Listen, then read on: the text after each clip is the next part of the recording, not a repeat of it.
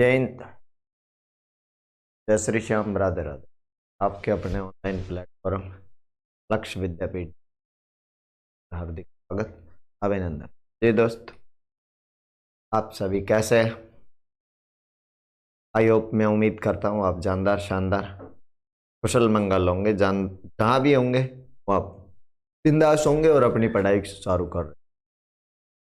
जैसे जैसे समय आगे व्यतीत हो रहा है मेरे लाडले, परीक्षा का समय और पास बढ़ता हुआ जा रहा है। अपनी मेहनत को और सुदृढ़ कीजिए, क्योंकि किसी शख्स ने सही बात ही तो कही है मेरे भाई। किसी शख्स ने सही बात कह रखी है कि सफलता का कोई शॉर्टकट नहीं, परिश्रम करना। देखिए, जो बच्चे नए हैं उनसे हमारा निवेदन है कि वो चैनल को सब्सक्राइब अवश्य करें और टेलीग्राम चैनल को ज्वाइन कर ले, जिससे उनको हर प्रकार की पीडीएफ मिल जाए। इसमें हम आर्मी के प्रैक्टिस सेट करवा रहे थे। 1 नंबर प्रैक्टिस सेट करवा दिया, आज दूसरा प्रैक्टिस सेट आपके बीच है। 2 नंबर प्रैक्टिस सेट 50 प्रश्नों का, इनको भी निकाल लेंगे तो परीक्षा में बहुत कुछ आप हासिल करने वाले हैं, ऐसा मेरा भाई कॉन्फिडेंस है। ये खाटू वाले के दर्शन करो, और फाल्गुन मास चल रहा है, इसमें खाटू वाला वैसे ही इस समय तो मेरे भाई अपने सर्वोच्च शिखर पे छाया हुआ है, चारों तरफ श्याम रंग में रंगा हुआ है। आप भी रंगे और फिर तैयारी को करें। जो हम खुशी से सीखते हैं उसे हम कभी नहीं भूलते, मन से सीखते हैं उसे तुरंत भूलते हैं। First question on the screen आपके सामने। एशिया महाद्वीप का सबसे बड़ा पुरस्कार है। इसका एशिया महाद्वीप का सबसे बड़ा पुरस्कार है ग्रैमी पुरस्कार, रमन मैगसेसे पुरस्कार, पुलित्जर पुरस्कार, नन ऑफ दीज, इनमें से कोई नहीं। एशिया महाद्वीप का सबसे बड़ा पुरस्कार हमें बताना है। एशिया महाद्वीप का मेरे लाडले भाई, ये एशिया महाद्वीप का सबसे बड़ा पुरस्कार। तो लाडले दोस्त, आपको मालूम होगा एशिया महाद्वीप का सबसे बड़ा पुरस्कार है, वो है मेरे भाई रमन मैगसेसे पुरस्कार। रमन मैगसेसे पुरस्कार ये एशिया के उन व्यक्तियों को, एशिया का सबसे बड़ा पुरस्कार है रमन मैगसेसे पुरस्कार। ये एशिया के उन व्यक्तियों या संस्थाओं को दिया जाता है जो भाई साहब सार्वजनिक क्षेत्र में, सामाजिक क्षेत्र में विशेष कार्य को संपादित करते हैं। ये जो रमन मैगसेसे पुरस्कार है, इसे मेरे भाई एशिया का नोबेल पुरस्कार भी कहते हैं। इसको कहते हैं एशिया का नोबेल पुरस्कार। एशिया का नोबेल पुरस्कार आपसे पूछे तो भी रमन मैगसेसे पुरस्कार है।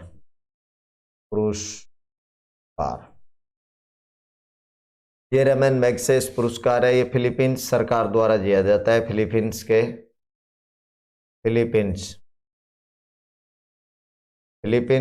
द्वारा दिया जाता है। फिलीपींस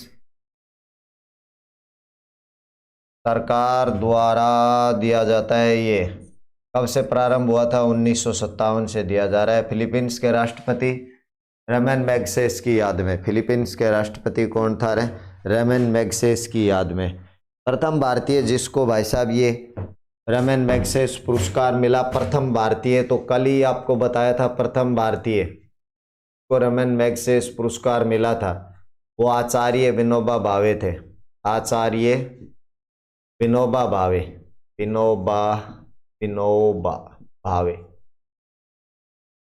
ये था आचार्य विनोबा भावे, प्रथम भारतीय है जिनको ये मिला था मेरे भाई। और प्रथम भारतीय प्रथम महिला जो ये पुरस्कार जीतने वाली थी, प्रथम महिला रमन मैगसेसे पुरस्कार जीतने वाली मदर टेरेसा। मदर टेरेसा कौन है? ये प्रथम महिला इस पुरस्कार को जीतने वाली। इस पुरस्कार में $50,000 राशि मिलती है। प्रथम महिला है पुरस्कार विजेता। पुरस्कार विजेता लाडले दोस्त, इस पुरस्कार में $50,000 की राशि मिलती है। कितने हजार की? $50,000 की राशि मिलती।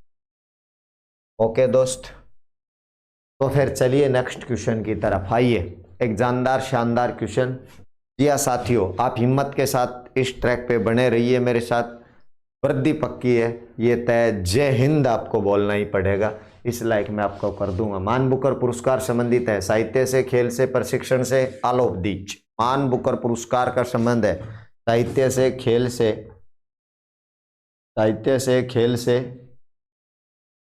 प्रशिक्षण से, ऑल ऑफ दीज। मान बुकर पुरस्कार मेरे भाई इंग्लैंड सरकार द्वारा शुरू किया गया था, साहित्य के क्षेत्र से संबंधित है। मान बुकर का संबंध है साहित्य से।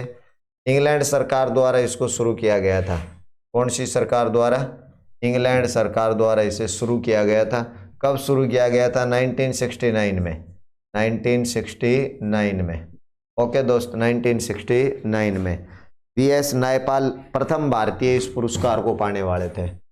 प्रथम भारतीय जिसने इस पुरस्कार को प्राप्त किया, प्रथम भारतीय, वो है अपने वीएस नायपाल। वीएस नायपाल।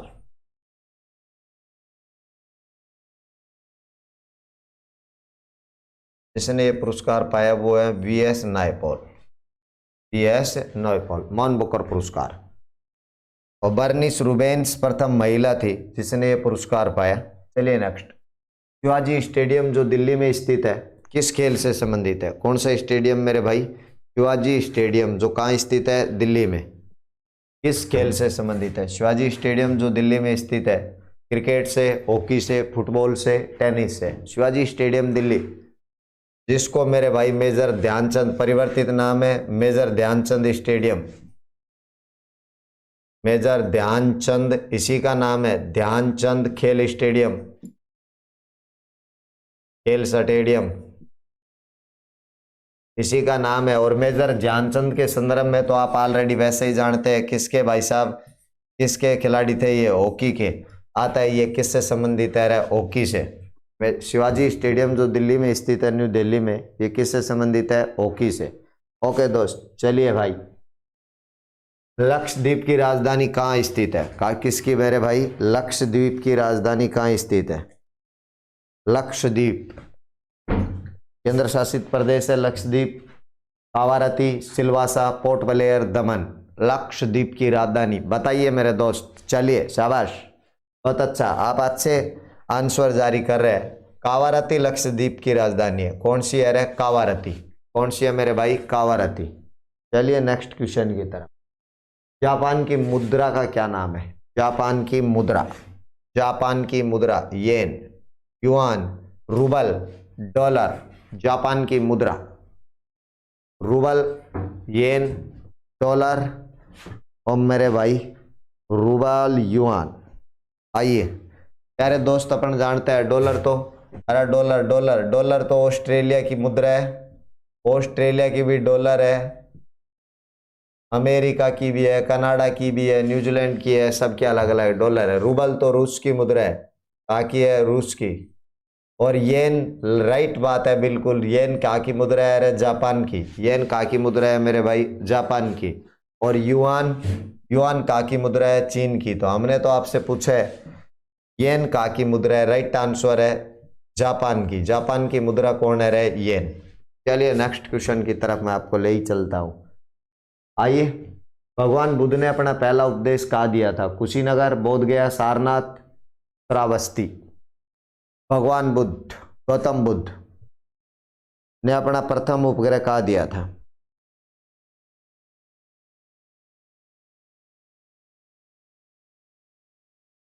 भाई साहब बोध गया बिहार में।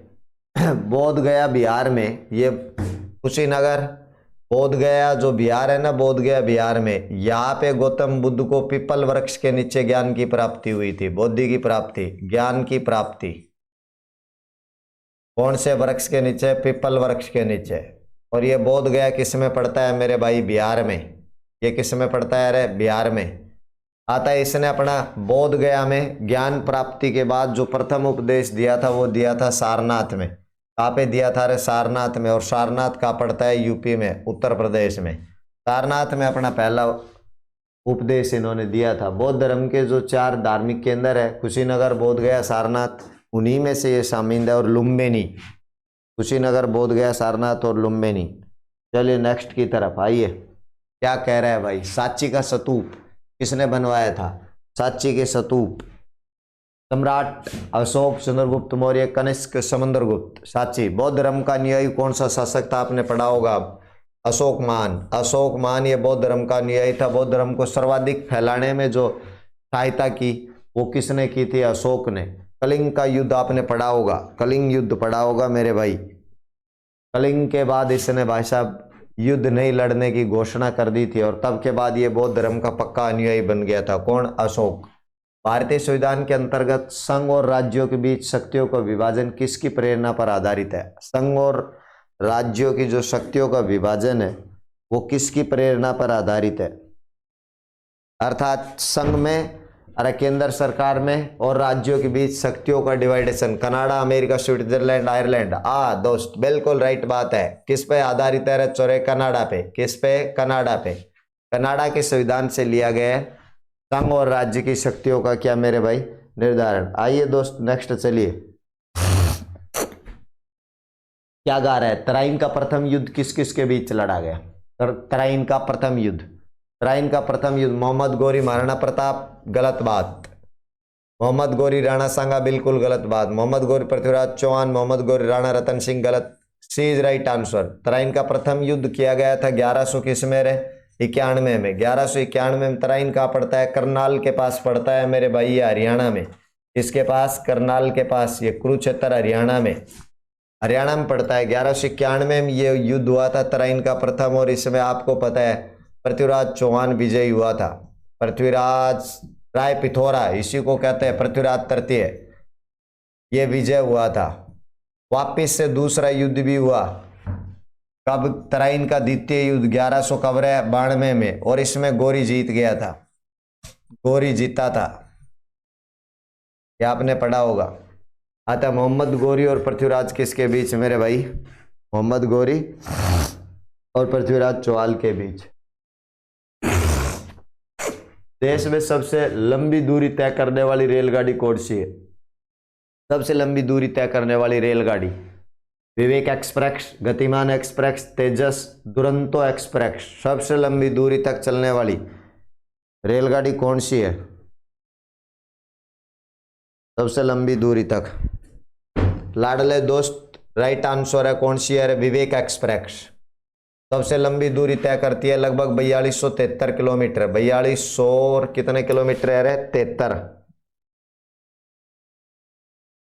4273 किलोमीटर के समथिंग ये रेलगाड़ी चलती है। 4273 किलोमीटर के समथिंग चलती है, डिब्रूगढ़ से कन्याकुमारी तक। डिब्रूगढ़ से कहाँ तक रहे? कन्याकुमारी तक। कन्याकुमारी तक चलती है ये, लगभग 80 से 1/4 घंटे, 80 घंटे और 15 मिनट की यात्रा करती है। कौन सी? विवेक एक्सप्रेस। चलिए मेरे दोस्त, आइए एक और अच्छे क्वेश्चन की तरफ। निम्न में से कौन सी कृति रविंद्रनाथ द्वारा रचित है? गीतांजलि, पोस्ट ऑफिस, चित्रा, ये सभी। कौन सी कृति रविंद्रनाथ टैगोर द्वारा रचित है? बताइए मेरे दोस्त। वर्दी का जुनून आप में है तो क्वेश्चन धड़ाधड़ तैयार करने पड़ेंगे और आपको बताने पड़ेंगे। गीतांजलि कौन सी कृति है मेरे भाई? गीतांजलि वेरी फेवरेट कृति है ये, गीतांजलि। इसी गीतांजलि की रचना के कारण वर्ष 1913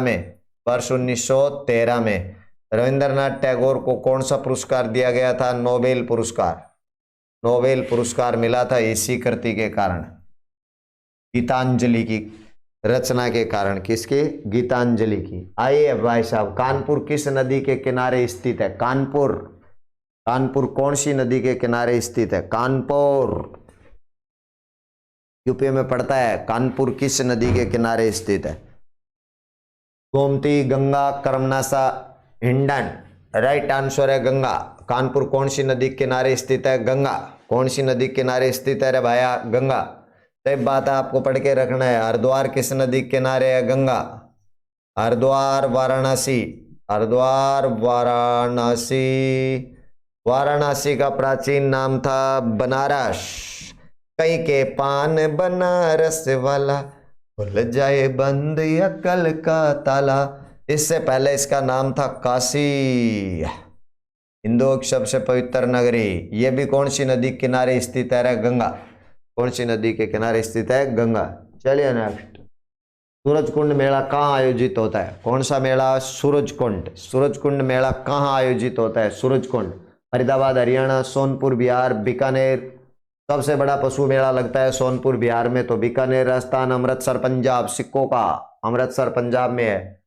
तो मेरे भाई राइट आंसर है, रे छोरे राइट आंसर है फरीदाबाद हरियाणा। सूरज कुंड मेला फरीदाबाद हरियाणा में लगता है 2 फरवरी से 18 फरवरी तक। 2 फरवरी से 18 फरवरी तक। 2 फरवरी से और कब रे 18 फरवरी तक का लगता है मेरे भाई ये फरीदाबाद ना। फरीदाबाद किस में लगता है मेरे भाई? फरीदाबाद किस में लगता है रे? हरियाणा में। फरीदाबाद हरियाणा में। ओके दोस्त, चलिए नेक्स्ट की तरफ। राष्ट्रीय खेल दिवस 29 अगस्त को किसके जन्म दिवस पर मनाया जाता है? CK Naidu, major Dhyan Chand, Jaipal Singh, Ashutosh Mukherjee.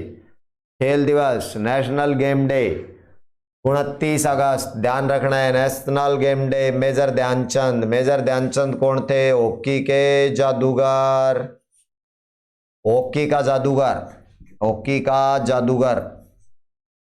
Hockey का जादूगर कौन था? मेजर ध्यानचंद।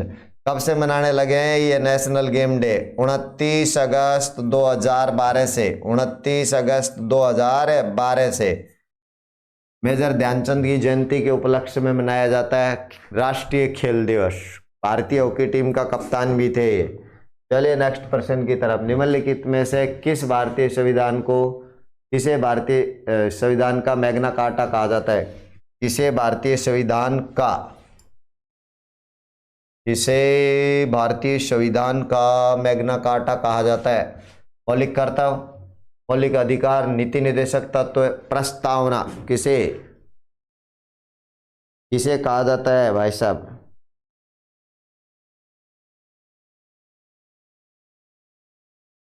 मेरे लाडले भाई, संविधान के भाग थर्ड को भारतीय संविधान का मैग्ना कार्टा कहा जाता है। संविधान के भाग थर्ड। संविधान के भाग थर्ड।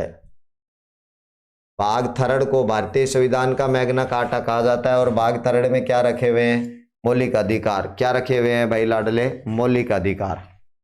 इसमें रखे हुए हैं क्या? मौलिक अधिकार। क्या रखे हुए हैं? मौलिक अधिकार।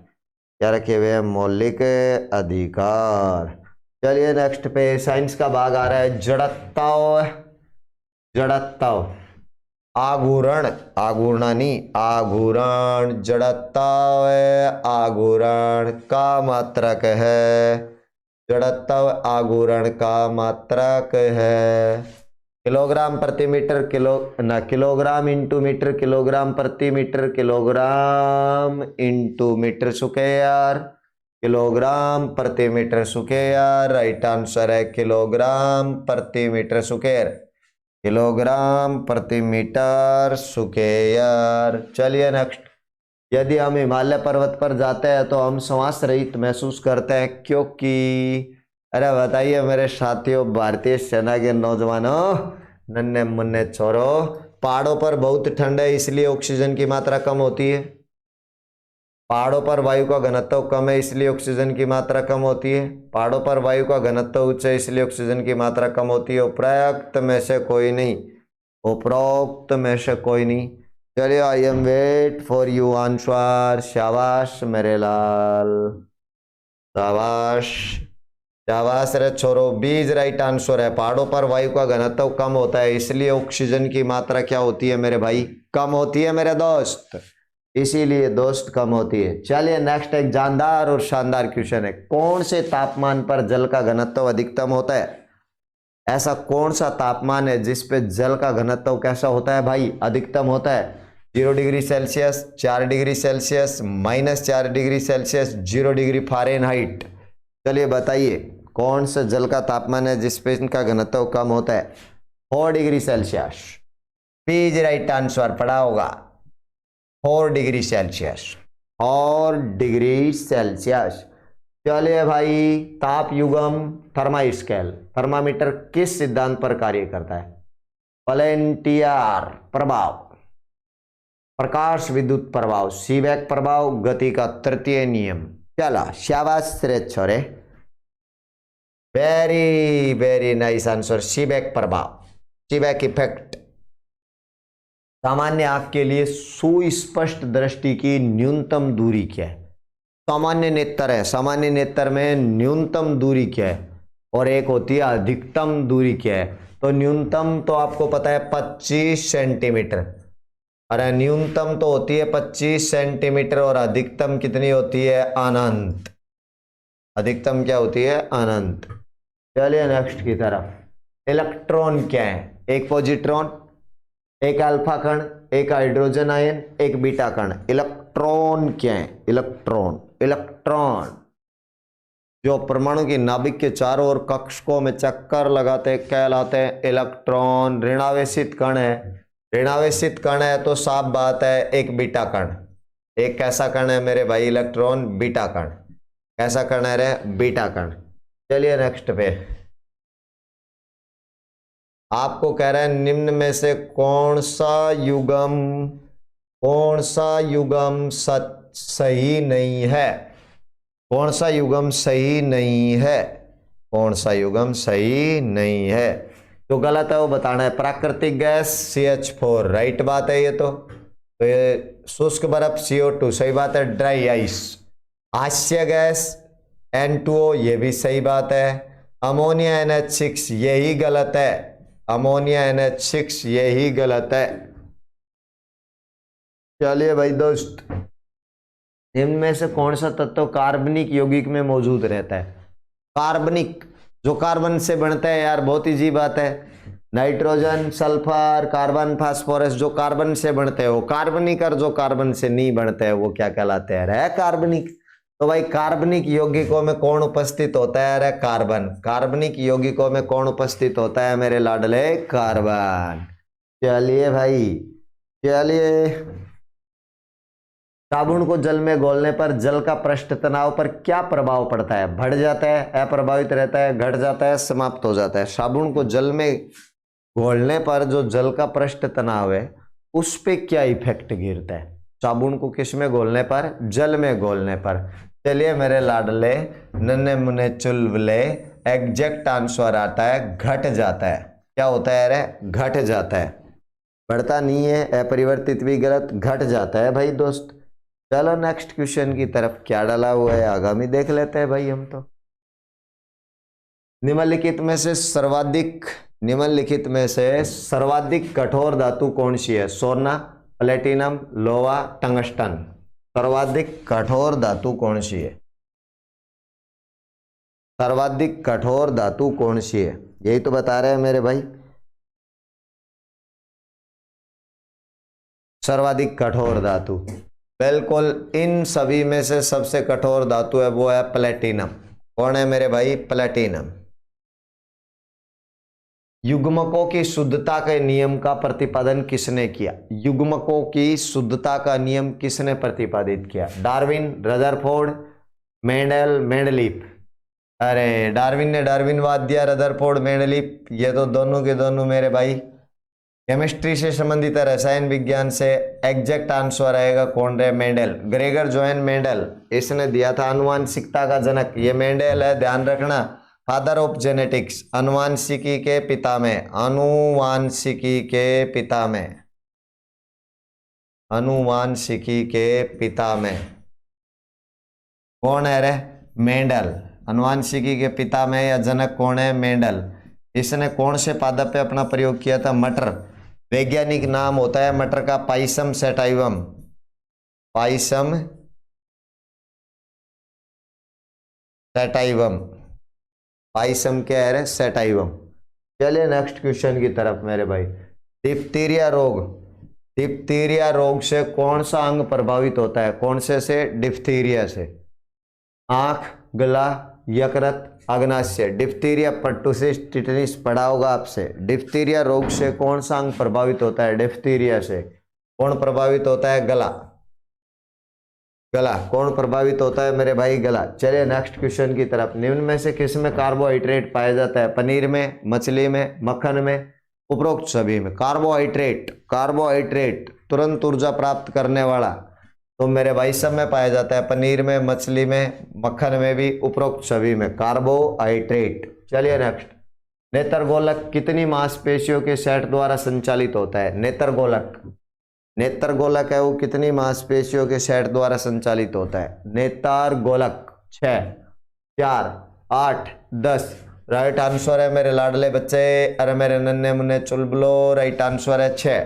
मैं कह रहा तुम ये याद कर लोगे तो भी आपका उद्धार है। कोई माइका लाल तुम्हें टलाने वाला नहीं है, ये 2500% भी तैयार कर लोगे। सेव का कौन सा भाग खाने योग्य होता है? भ्रूण पोष व भ्रूण, बीज पत्र, मांसल पुष्पासन, रसदार रोम। सेव का कौन सा भाग खाने योग्य होता है? सेव का मेरे भाई कौन सा भाग खाने योग्य होता है? मांसल पुष्पासन। कौन सा भाग होता है? मांसल पुष्पासन। मांसल क्या है रे? पुष्पासन। चलिए नेक्स्ट क्वेश्चन की तरफ। किसी सड़क की लंबाई 1 किलोमीटर है, सड़क के दोनों ओर 10 मीटर के अंतराल पर लगाई जाने वाली पौधों की संख्या कितनी होगी? सारे लड़ले जानते हैं 1 किलोमीटर इजिकल टू होता है मेरे भाई 1000 मीटर। यही तो बात है। दो पेड़ों के बीच का गैप आपको बता रहा है 10 मीटर, तो 1000 को हम डिवाइड करते हैं 10 से, तो 1000 मीटर में 10 मीटर के कितने गैप आएंगे रे? 100। तो एक गैप पे एक पेड़ लगेगा, एक गैप पे एक पेड़ लगेगा, तो 100 गैप पे कितने पेड़ आएंगे रे? 100 प्लस एक शुरू में लगेगा, क्योंकि पेड़ एक अतिरिक्त होता है, गैप एक कम होता है, तो पेड़ों की संख्या आएगी 101। 100 क्या आएगी रे? 1। दिस परफेक्ट आंसर है, सोचना भी नहीं है। नेक्स्ट देखो, दिए गए विकल्पों में से संबंधित संख्या को चुनिए। संबंधित संख्या 100 का जो संबंध 1000 से है, 1 का मेरे भाई यहाँ पे गायब है, वो किससे होगा? बहुत सरल है, 100 को 10 से गुणा किया तो अगला पद आ रहा है 1000। तो अब आपको मालूम है, तब 0.1 को यदि 10 से गुणा करें तो नेक्स्ट पद क्या आ रहा है? 1। तो मेरे लाडले भाई क्वेश्चन मार्क पे आएगा 0. कॉर्नर है 1, 0.1। इन विकल्पों में से अलग का चयन करना है, असंगत छांटना है, बेमेल छांटना है। सांप, कछुआ, व्हेल, मगरमच्छ। व्हेल ये मत्स्य वर्ग का है, और साथ में व्हेल स्तनधारी है, ये स्तनधारी है। कौन रहे? व्हेल। और ये सारे रेप्टाइल वर्ग के हैं, ये रेंग कर चलने वाले हैं, सांप, कछुआ और कौन है? मगरमच्छ। चलिए, दिए गए शब्दों को एक तर्क संगत क्रम में सजाइए। दिए गए जो शब्द है इनको एक तर्क संगत क्रम में जचाइए। चाबी, दरवाजा, ताला, कमरा, स्विच ऑन। तो सबसे पहले मेरे भाई, सबसे पहले होता है दरवाजा। सबसे पहले होता है दरवाजा। सबसे पहले कौन होता है रे? दरवाजा। 1 नंबर। दरवाजे पे क्या होता है मेरे भाई? ताला। 2 नंबर। ताले के लिए क्या चाहिए? चाबी। 3 नंबर। तो भाई फिर किस में पहुंचेंगे? कमरे में। 4 नंबर। फिर स्विच ऑन, तो कितना नंबर? 5। डी परफेक्ट आंसर है। 2, 3, 1, 4 और 5 डी परफेक्ट आंसर है। चलिए, प्रश्नवाचक चिन्ह के स्थान पे बताना है लाडले दोस्त। 2, 3, 35, 3, 4, 91, 1, 2। समझदार दोस्त को तो इसमें दिख रहा है स्पष्टतया। 2 का क्यूब प्लस कर दिया 3 का क्यूब बराबर होता है 35।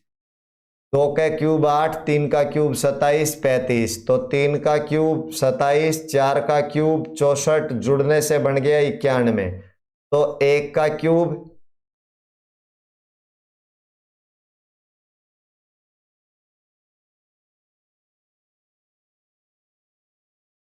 ये आएगा ना रे? अरे लाडूडा, ये आएगा 1 का क्यूब प्लस आएगा 2 का क्यूब। 1 का क्यूब 1, 2 का क्यूब 8 इजिकल टू जुड़ के बन गए 9। राइट आंसर आएगा 9। बीच परफेक्ट आंसर कौन आएगा? बी।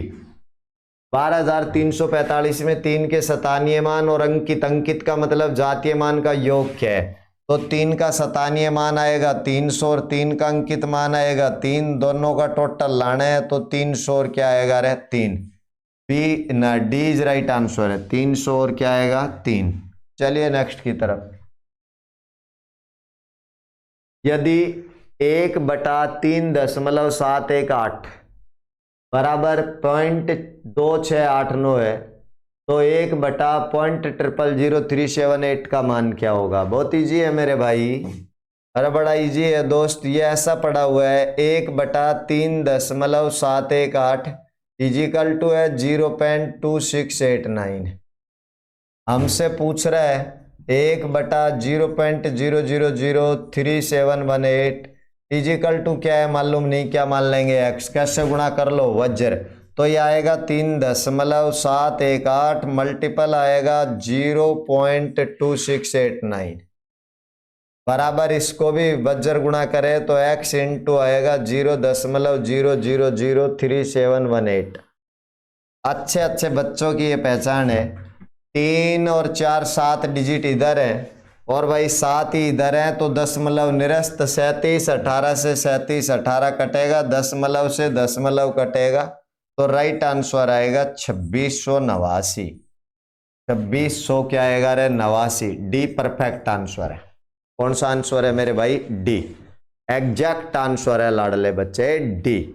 अगला देख, 1 की पावर m ब्रैकेट पे n फिर r फिर t, तो आपने पढ़ा है ब्रैकेट पे लगी घात का मतलब क्या होता है, गुणा, तो 1 की power m into n into r into t। कोष्टक पे लगी b, कोष्टक पे लगी घात का मतलब आप जानते हैं मेरे भाई क्या होता है, अरे गुणा, मल्टीप्लाई होता है। समद्विबाहु समकोण त्रिभुज में प्रत्येक न्यून कोण कितने डिग्री का होता है, ये समद्विबाहु समकोण त्रिभुज है, समद्विबाहु समकोण, तो ये कोण 90 डिग्री है, ये दोनों भुजाएं बराबर है, कर्ण तो हमेशा ही भाई साहब बड़ा होता है, तो ये दोनों जो शेष कोण बच गए प्रत्येक न्यून कोण कितने डिग्री होगा, 45 डिग्री और 45 डिग्री, और ये कितने डिग्री 90, तो राइट आंसर आएगा कितने डिग्री, 45 डिग्री।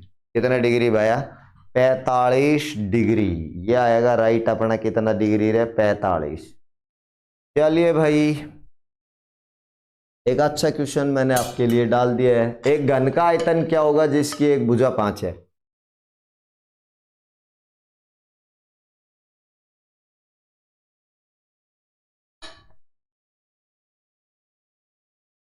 एक घन का वॉल्यूम जिसकी एक भुजा 5 है, घन का वॉल्यूम लाने का सूत्र है a क्यूब, ए आपको बता रहा है 5, तो 5 का कर दो क्यूब, 5 का क्यूब आएगा 125 घन मीटर, 125 घन मीटर, सी इज राइट आंसर है। चलो भाई दोस्त, आपको बता रहा है कोस 90 माइनस थीटा बराबर होता है, सूत्र है मेरे भाई फिक्स, कोस 90 माइनस थीटा बराबर होता है साइन थीटा, कोस 90 माइनस थीटा बराबर होता है कौन सी थीटा रे, साइन थीटा, कौन सी थीटा, साइन थीटा। आइए नेक्स्ट पे, 99 सही 97/99 इंटू 99 को हल करना है, सरलीकरण का क्वेश्चन है, सरलीकरण का क्वेश्चन है, सरल करूंगा तो यह आएगा 99 इंटू 99 प्लस 97/99 मल्टीपल 99, सब भाइयों को दिखाई दे रहा है, 99 से 99 कटेगा, 99 का वर्ग आप जानते हैं 98, सो क्या है 1, और प्लस करेंगे 97, तो राइट आंसर आएगा 98 बी इज राइट आंसर है, परफेक्ट आंसर है आपका, वो क्या है बी। चलिए ना नेक्स्ट, आपको कह रहा है 216 और 252 का HCF क्या है। अरे भाई लाडले, अरे मेरे लाडले जवानों, सेना के जवानों, भारत माता की सेवा करनी है तुम्हें, और हमें तुम पे बहुत नाज है, गर्व है। छोटा सा सवाल है, 216 का भाग देंगे 200 कितने में रे, 52 में, एक बार जाएगा शेष बचेगा 36, और 36 का भाग देंगे 216 में, 3 बार जाएगा, 3 बार क्यों जाएगा भाई, 6 बार जाएगा, 6 36 6 18 3 21, ये 0, तो HCF आएगा 36, जहाँ 0 बचे वो ये HCF आता है, तो HCF आएगा 36। चलिए, आपको गा रहा है 130 का क्वेश्चन मार्क परसेंट बराबर है 11.7, तो क्वेश्चन मार्क लाए, क्या बात है। अरे क्या बात है मेरे दोस्त, ऐसे छोटे छोटे प्रश्न हम छोड़ते हैं क्या। 130 का मतलब गुणा, क्वेश्चन मार्क पे x, परसेंट तोड़ा 100 बराबर 11.7, पेंट तोड़ा 10, कैंसिल किया, 0 से 0, इस 0 से ये 0, 13 नामा 117, तो x बराबर आएगा 9। राइट आंसर है आपका 9, परफेक्ट आंसर है आपका 9। राइट आंसर क्या है रे? 9। एक वस्तु 800 में खरीदी और 25 के लाभ पर बेच दी, तो आपको कह रहा है वस्तु का सेल प्राइस क्या है, विक्रय मूल्य क्या है। क्या बात है, लाभानी क्वेश्चन है। एक वस्तु का सीपी दे रहा है आपको कितने रुपए रहे? 800। लाभ दे रहा है कितना परसेंट है? 25। लाभ दे रहा है 25%। 800 का 25% होता है 25 8 200। लाभ जुड़ता है और हानि घटती है, तो 800 का समान 200 के लाभ से 800 प्लस 200 बराबर कितने में बेच देगा रे? 1000 में। अरे कितने में बेच देगा? 1000 में। तो विक्रय मूल्य आएगा कितने रुपए रे? 1000, 1000 रुपए। क्या आएगा? 1000 भाई। चलिए आगामी क्वेश्चन की तरफ। क्या है? 11 परिणामों का औसत दे रहा है आपको। 11 का औसत दे रहा है 50 है, 6 का औसत है 49 और अंतिम 6 का 52, तो छठा परिणाम क्या होगा भाई? 11 संख्याओं का औसत 50 है, तो 11 का योग आएगा 550। प्रथम 6 का औसत 49 है, तो प्रथम 6 का टोटल आएगा मेरे भाई 200 और कितना रहे? 94। और अंतिम 6 का टोटल है मेरे भाई कितना? 52। तो अंतिम 6 का टोटल आएगा 312। तो भाई 6 और 6 जुड़ेंगे तो परिणाम होंगे 12। 12 परिणामों का योग आएगा 606। तो इसमें छठा परिणाम डबल बार शामिल है और इसमें एक बार, तो 606 में से 550 घटा दो। छठा परिणाम बचेगा लाडले दोस्त, कितना बचेगा? 56। क्या बच जाएगा रे? 56। ये बचेगा भैया 56। चलिए नेक्स्ट क्वेश्चन क्या गा रहा है। क्वेश्चन मार्क 3 बराबर है रूट 225 बटा क्या है? 25। तो क्वेश्चन मार्क की जगह रखो x बटा 3। 225 का वर्गमूल आएगा 15, 25 का आएगा 5, 5 5 25 ना, 5 तिया 15 और x बराबर 3 तिया आएगा 9। 9D perfect answer. 9D perfect answer. 6 रुपए प्रति सैकड़ा वार्षिक साधारण ब्याज की दर से 5 वर्ष में किस मूलधन का मिश्रधन 650 रुपए हो? 100 रुपए पे ब्याज लगता है प्रति सैकड़ा, यानी 100 पे कितना लगता है? 6। तो रेट ऑफ इंटरेस्ट आ जाएगी आपकी। रेट ऑफ इंटरेस्ट आएगी, हम पढ़ते हैं माना प्रिंसिपल है 100। 100 पे 6% की दर से 1 साल का ब्याज है 6, तो 5 साल का ब्याज आएगा 30। तो मिश्र धन आएगा 100 प्लस 30 बराबर 130। हम कह रहे हैं मिश्र धन 130 है, प्रश्न कह रहा है मिश्र धन 650 है। तो इकाई बराबर इकाई में 130 इकाई कितने के बराबर है? 650 के। सीपी लाना है, गुणा क्या करोगे? 100। 13 पंजू 65, तो वह राशि आएगी कितने रुपए रे? 500। मूलधन आएगा आपका कितने रुपए? 500। रेडी भैया? तो नेक्स्ट आपका पड़ा हुआ है एक और जानदार क्वेश्चन। भारतीय सेना के जवानों A/3 = B/4 = C/5, तो A अनुपात B अनुपात C।